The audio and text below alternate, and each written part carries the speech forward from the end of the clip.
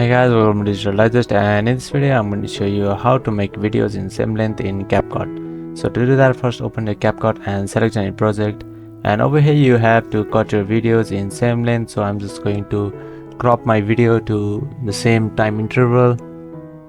So I'm going to do the same for the second clip as well.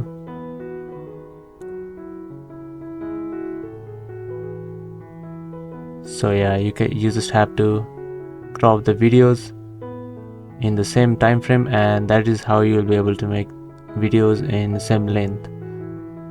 So let me finish this, and yeah, now all you have to do is save it and your videos will be in the same time. Thank you for watching this video, and don't forget to subscribe to our channel for more videos like this, and I will see you on the next video.